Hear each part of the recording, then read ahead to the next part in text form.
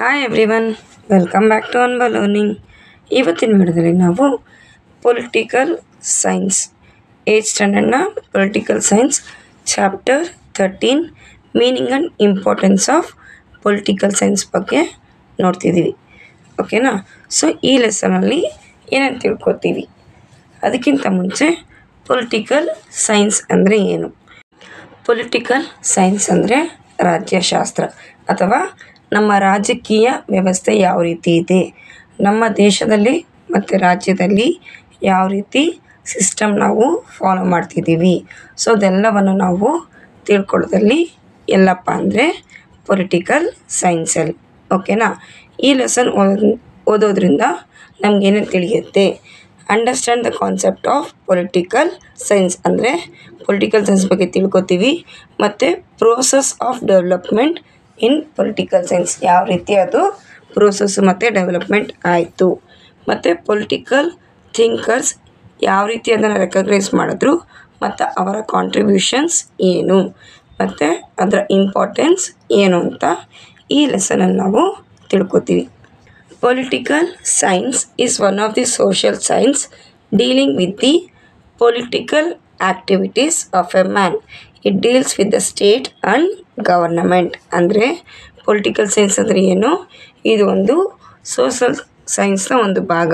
ಇದರಲ್ಲಿ ನಾವೇನು ನೋಡ್ತೀವಿ ಅಂದರೆ political activities of A person, ಒಂದು ಮನುಷ್ಯನ ರಾಜ್ಯ ಮತ್ತು ಅವನು ರಾಜ್ಯವನ್ನು ಯಾವ ರೀತಿ ನೋಡ್ಕೋತಾನೆ ಮತ್ತು ಯಾವ ರೀತಿ ಅವನು ಗೌರ್ಮೆಂಟನ್ನು ನಡೆಸ್ತಾನೆ. ಮತ್ತು ಅದೇದ್ರ ಬಗ್ಗೆ ಹೇಳುತ್ತೆ? ಸ್ಟೇಟ್ ಆ್ಯಂಡ್ ಗವರ್ನಮೆಂಟ್ ಅಂದರೆ ಒಬ್ಬರು ಅವರ ರಾಜ್ಯವನ್ನು ಮತ್ತು ಅವರ ಗೌರ್ಮೆಂಟನ್ನು ಯಾವ ರೀತಿ ನಡೆಸ್ತಾ ಇದ್ದಾರೆ ಅಂತ ತಿಳ್ಕೊತೀವಿ.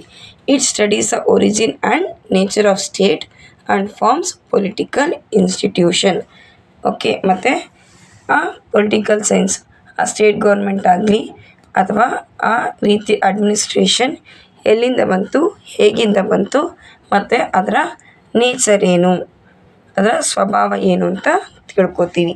The study of state is the main subject matter of political science. ಒಂದು ರಾಜ್ಯದ ಬಗ್ಗೆ ತಿಳ್ಕೊಳ್ಳೋದೇ ಪೊಲಿಟಿಕಲ್ ಸೈನ್ಸ್ನ ಮುಖ್ಯ ಉದ್ದೇಶ. As a subject of the study of political science begin with Greeks. Okay, so ಇದು ಎಲ್ಲಿಂದ ಶುರುವಾಗಿದ್ದು ಅಂದರೆ ಗ್ರೀಕ್ಸ್ ಅವ್ರ ಇದರಿಂದ ಶುರುವಾಗಿದ್ದು. Though Egyptians, Babylonians, Persians, Indians and Chinese have mentioned their ideas or thoughts about politics much earlier to Greeks, they failed to develop it as a systematic study. ಅಂದರೆ ನಮ್ಮ ಇಂಡಿಯಾದಲ್ಲಿ, ಚೈನಾದಲ್ಲಿ, ಬ್ಯಾಬಿಲೋನಿಯಾದಲ್ಲಿ ಮತ್ತು ಈಜಿಪ್ಟಲ್ಲೂ ಸಹ ಇದ್ರ ಬಗ್ಗೆ ಅಧ್ಯಯನ ಇದೆ. ಆದರೆ ಅದನ್ನು ಸಪ್ರೇಟ್ ಬ್ರ್ಯಾಂಚ್ ಅಂತ ಹೇಳಿ ಗುರುತಿಸಿ ಅದಕ್ಕೆ ಒಂದು ವ್ಯಾಲ್ಯೂನ ತಂದುಕೊಟ್ಟಿದ್ದು ಯಾರಪ್ಪ ಅಂದರೆ Greeks. Politics was given status of an independent science by Greeks. Greek philosophers like Socrates and his disciple Plato were great political thinkers. So ಅದನ್ನು ಯಾರು ಸಪ್ರೇಟಾಗಿ ಕಂಡಿಡ್ತದೆ ಅವಾಗ ಹೇಳೋದಲ್ಲ, ಗ್ರೀಕ್ಸ್ ಅಂತ ಹೇಳ್ಬಿಟ್ಟು. ಅವರಲ್ಲಿ ಯಾರಪ್ಪ ಅಂದರೆ ಗ್ರೀಕ್ ಫಿಲಾಸಫರ್ ಸಾಕ್ರೇಟ್ಸು ಮತ್ತು ಅವರ ಫಾಲೋವರ್, ಡಿಸೈಪಲ್ ಅಂದರೆ ಫಾಲೋವರ್ ಪ್ಲಾಟೋ ಅನ್ನೋರು ಇದಕ್ಕೆ ಒಂದು ಇಂಪಾರ್ಟೆನ್ಸ್ನ ಕೊಡ್ತಾರೆ. Plato in his famous book Republic for the first time discussed the nature and functions of state and government. So ಪ್ಲಾಟೋನ ಒಂದು ಬುಕ್ ಬರೀತಾರೆ. ಏನಪ್ಪ ಬುಕ್ ಹೆಸರು ಅಂದರೆ ರಿಪಬ್ಲಿಕ್. ಅದರಲ್ಲಿ ಪೊಲಿಟಿಕಲ್ ಸೈನ್ಸ್ ಅಂದರೆ ಏನು ಮತ್ತು ಅದರ ನೇಚರು, ಫಂಕ್ಷನ್ಸ್ ಯಾವ ರೀತಿ ಇರಬೇಕು ಆಯಿತಾ, ಮತ್ತು ಸ್ಟೇಟ್ ಆ್ಯಂಡ್ ಗೌರ್ಮೆಂಟ್ ಯಾವ ರೀತಿ ನಡ್ಕೋಬೇಕು ಅಂತ ಅದರಲ್ಲಿ ಹೇಳ್ತಾರೆ. Aristotle, the ancient Greek thinker and the student of Plato, is recognized as the father of political science. So father of political science ಯಾರು? ಅರಿಸ್ಟಾಟಲ್. ಮತ್ತು ಅವರು ಯಾರೇ ಶಿಷ್ಯರಾಗಿರ್ತಾರೆ ಅಂದರೆ ಪ್ಲಾಟೋ ಅವರ ಅಸಿಸ್ಟೆಂಟ್ ಅಥವಾ ಫಾಲೋವರ್ ಆಗಿರ್ತಾರೆ.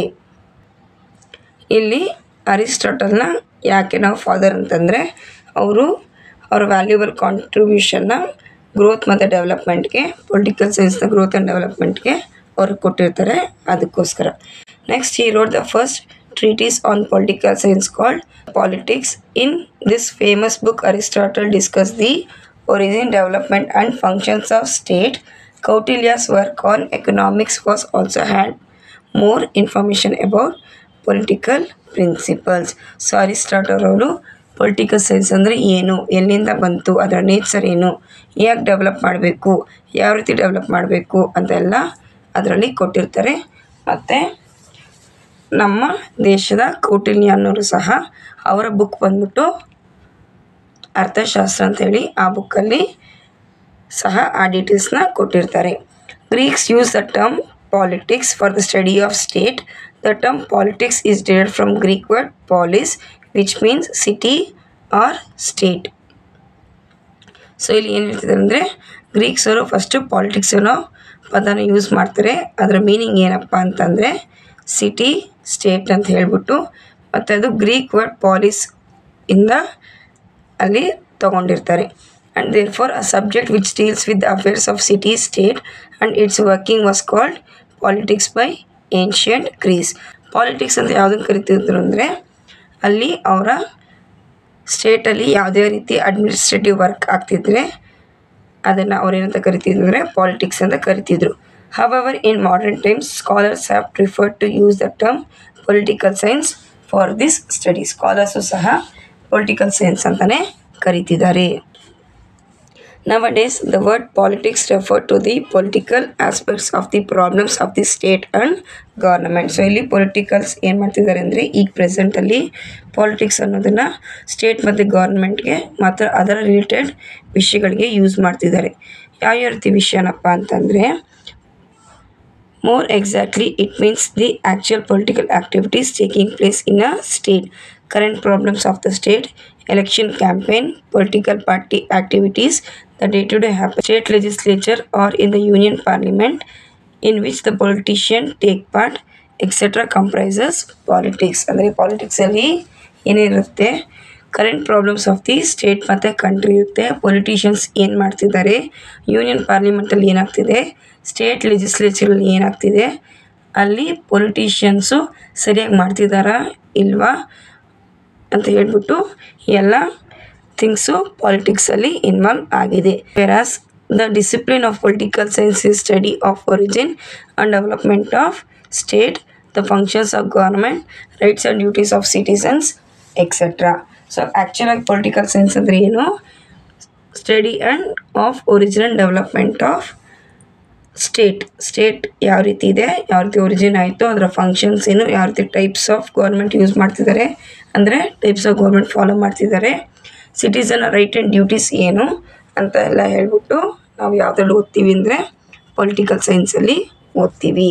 Hence the proper title of this subject to study must be political science. ಅಂದರೆ ಪಾಲಿಟಿಕ್ಸ್ನ ಸಿಸ್ಟಮ್ಯಾಟಿಕ್ ಸ್ಟಡಿಯಾಗಿ ಅಂದರೆ ಒಂದು ಹಂತವಾಗಿ ತಿಳ್ಕೊಂಡು ಬರೋದಕ್ಕೆ ಇದನ್ನು ನಾವು ಪೊಲಿಟಿಕಲ್ ಸೈನ್ಸ್ ಅಂತ ಕರಿತೀವಿ.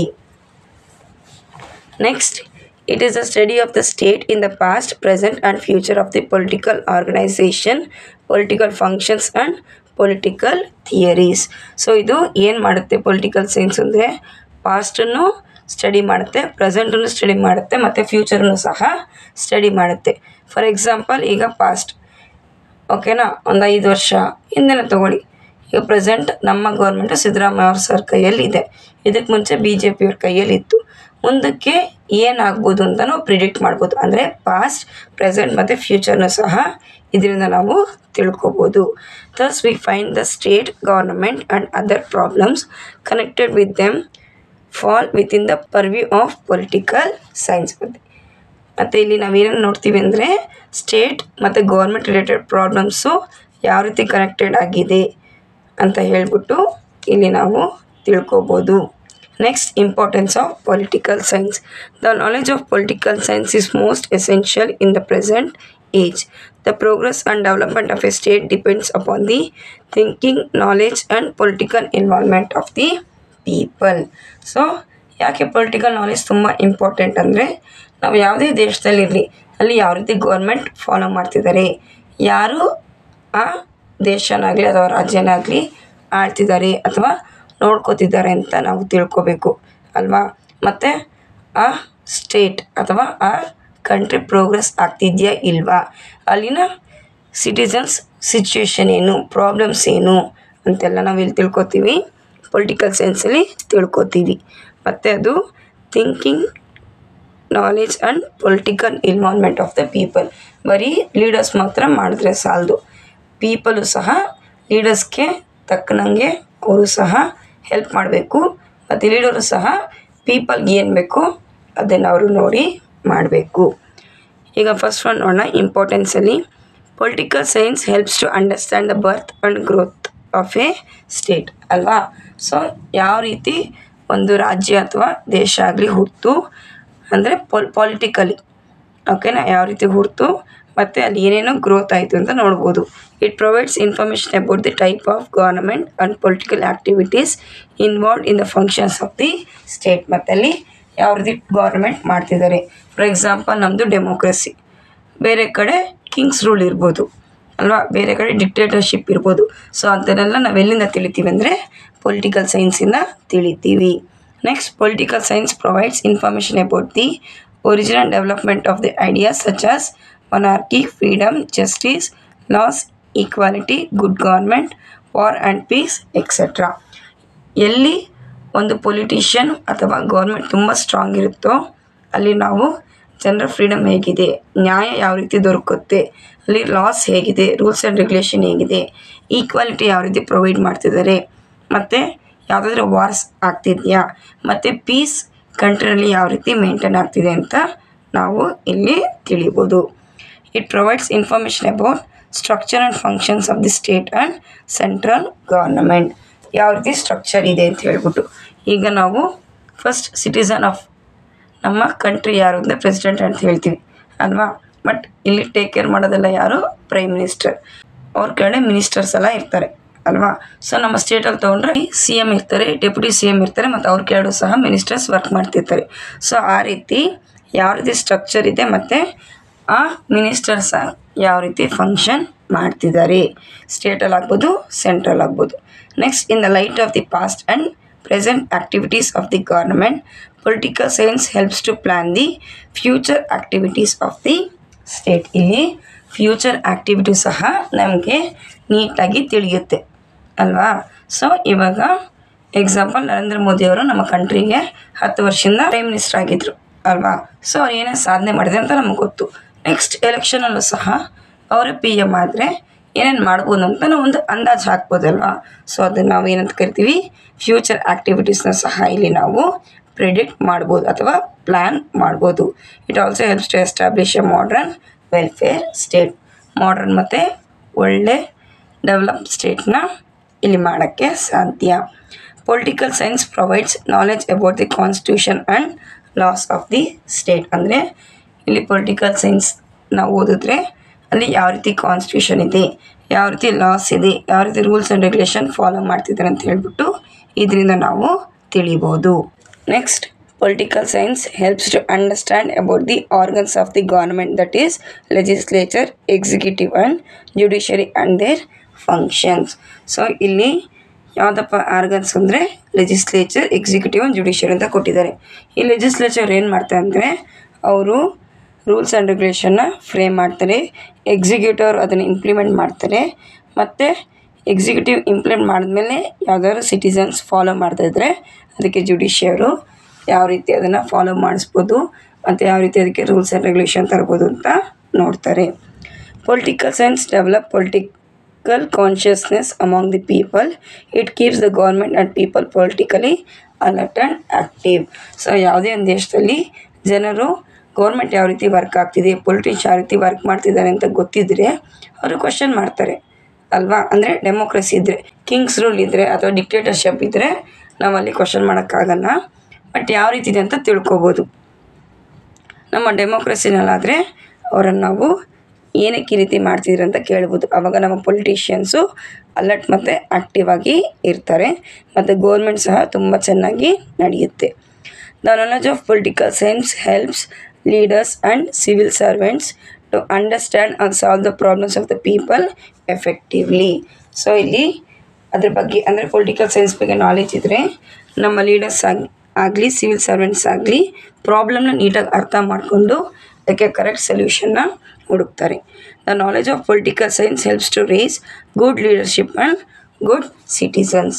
ಅಂದರೆ ಇದನ್ನು ಕಲಿಯೋದ್ರಿಂದ ನಮ್ಮ ಲೀಡರ್ಸು ಯಾವ ರೀತಿ ರಾಜ್ಯವನ್ನು ಅಥವಾ ದೇಶವನ್ನು ಆಳಬೇಕು ಅಂತ ತಿಳ್ಕೊತಾರೆ. ಮತ್ತು ಪೀಪಲು ಸಹ ಯಾವ ರೀತಿ ನಮ್ಮ ದೇಶಕ್ಕೆ ಗೌರ್ಮೆಂಟ್ ಬೇಕು ಮತ್ತು ಯಾರು ಕರೆಕ್ಟಾಗಿ ಆಳ್ವಿಕೆ ಮಾಡ್ತಾರೆ, ಯಾರು ಕರೆಕ್ಟಾಗಿ ನೋಡ್ಕೊಂಡು ಹೋಗ್ತಾರೆ ಅಂತ ಹೇಳಿಬಿಟ್ಟು ಅವರು ಸಹ ಡಿಸೈಡ್ ಮಾಡ್ಬೋದು. Political science helps to understand the importance of political institutions like political parties, federal system and local bodies. So ಇಲ್ಲಿ ಪೊಲಿಟಿಕಲ್ ಪಾರ್ಟೀಸ್ ಯಾವ ರೀತಿ ಇರಬೇಕು, ಫೆಡರಲ್ ಸಿಸ್ಟಮ್ ಯಾವ ರೀತಿ ಇರಬೇಕು, ಲೋಕಲ್ ಬಾಡೀಸ್ ಯಾವ ರೀತಿ ಫಂಕ್ಷನ್ ಮಾಡಬೇಕು ಅಂತ ಇಲ್ಲಿ ನಮಗೆ ಅರ್ಥ ಆಗುತ್ತೆ. Political science deals with ideologies which inspire and influence political involvement of people. ಮತ್ತು ಐಡಿಯಾಸ್ ಯಾವ ರೀತಿ ಇರಬೇಕು, ಐಡಿಯಾಸ್ ಈ ರೀತಿ ಇದ್ದರೆ ಯಾವ ರೀತಿ ಪೊಲಿಟಿಷಿಯನ್ಸ್ನಾಗಲಿ ಪಬ್ಲಿಕ್ನಾಗಲಿ ಇನ್ಸ್ಪೈರ್ ಮಾಡ್ಬೋದು ಅಂತ ತಿಳ್ಕೊಬೋದು. Political science provides the knowledge of international relations, especially the occurrence of wars among the Nations and importance of peace and cooperation. ನಮ್ಮ ಪೊಲಿಟಿಕಲ್ ಲೀಡರ್ ಕರೆಕ್ಟಾಗಿದ್ದರೆ ನಮ್ಮ ದೇಶದಲ್ಲಿ ಯಾವುದು ವಾರ್ ಆಗಲ್ಲ. ವಾರ್ ಆದ್ರೂ ಯಾವ ರೀತಿ ಹ್ಯಾಂಡಲ್ ಮಾಡಬೇಕು ಅಂತ ತಿಳ್ಕೊಂಡಿರಬೇಕು. ಆಗ ಕೋಆಪ್ರೇಷನ್ ಇರುತ್ತೆ ಮತ್ತು ಪೀಸ್ ಆ ಕಂಟ್ರಿನಲ್ಲಿ ಮೇಂಟೈನ್ ಆಗುತ್ತೆ. Thus, the study of political science helps us to understand the need for a state, good governance of the state, the role of leaders and people's participation. So ನಮ್ಗೆ ಇದರಿಂದ ಏನು ತಿಳಿಯುತ್ತೆ ಅಂದರೆ ನಮ್ಮ ಸ್ಟೇಟ್ ಯಾವ ರೀತಿ ಇರಬೇಕು, ಗೌರ್ಮೆಂಟ್ ಯಾವ ರೀತಿ ಸ್ಟೇಟ್ನ ನಡೆಸ್ಕೊಂಡು ಹೋಗಬೇಕು ಮತ್ತು ಪೊಲಿಟಿಕಲ್ ಲೀಡರ್ಸ್ನ ಪಾತ್ರ ಏನು ಅಂತ ತಿಳ್ಕೊಬೋದು. It helps the people to become good, responsible, cultured and active citizens ಅಲ್ವಾ. ಇದರಿಂದ ನಮಗೆ ನಮ್ಮ ಲೀಡರ್ಸು ರೆಸ್ಪಾನ್ಸಿಬಲ್ ಆಗಿರ್ತಾರೆ ಮತ್ತು ಕಲ್ಚರ್ಡ್ ಪರ್ಸನ್ಸ್ ಆಗಿರ್ತಾರೆ. The knowledge of political science contributes to the establishment of a just, peaceful, progressive and happy state which is the dream of millions and millions of people for long time everywhere. ಪ್ರತಿಯೊಂದು ಕಡೆಯೂ political science ಬಗ್ಗೆ ಪೊಲಿಟಿಷಿಯನ್ಸ್ಗೆ ಒಳ್ಳೆ knowledge ಇರಬೇಕು ಮತ್ತು ಪೀಪಲ್ಗೂ ಸಹ ಒಳ್ಳೆ knowledge ಇರಬೇಕು. ಆವಾಗ ನಮ್ಮ ದೇಶ ಅಥವಾ ಯಾವುದೇ ದೇಶ ಆಗಲಿ ಪೀಸ್ಫುಲ್ ಆಗಿರುತ್ತೆ ಮತ್ತು ಪ್ರೋಗ್ರೆಸಿವ್ ಕಡೆಗೆ ಅದು ಮುನ್ನಡ್ಕೊಂಡು ಹೋಗುತ್ತೆ. ಇನ್ನು ಈ ವಿಡಿಯೋದಲ್ಲಿ ನಿಮಗೇನಾದರೂ ಡೌಟ್ ಇದ್ದರೆ, ಯಾವುದಾದ್ರೂ ಟಾಪಿಕ್ಸ್ ಅರ್ಥ ಆಗದೆ ಇದ್ದರೆ ಎಕ್ಸ್ಪ್ಲೇನ್ ಮಾಡೋದ್ರಲ್ಲಿ ಕಮೆಂಟ್ ಮಾಡಿ. ನಿಮ್ಮ ಫ್ರೆಂಡ್ಸ್ಗೆ, ಸಿಬ್ಲಿಂಗ್ಸ್ಗೆ ಯಾರಿಗಾದ್ರು ನೀಡಿದರೆ ದಯವಿಟ್ಟು ಶೇರ್ ಮಾಡಿ. ನಾವು ಕಲಿಯೋಣ, ಬೇರೆಯವ್ರಿಗೂ ಕಲಿಸೋಣ, ನಾವು ಬೆಳೆಯೋಣ, ಎಲ್ಲರನ್ನೂ ಬೆಳೆಸೋಣ. ಇನ್ನು ಯಾವುದೋ ಚಾನಲ್ಗೆ ಸಬ್ಸ್ಕ್ರೈಬ್ ಮಾಡದೆ ನೋಡ್ತಿದ್ರೆ ದಯವಿಟ್ಟು ಸಬ್ಸ್ಕ್ರೈಬ್ ಮಾಡ್ಕೊಳ್ಳಿ. ಪಕ್ಕದಿರೋ ಬೆಲ್ ಐಕಾನ್ ಪ್ರೆಸ್ ಮಾಡೋದನ್ನು ಮರಿಬೇಡಿ. Thank you.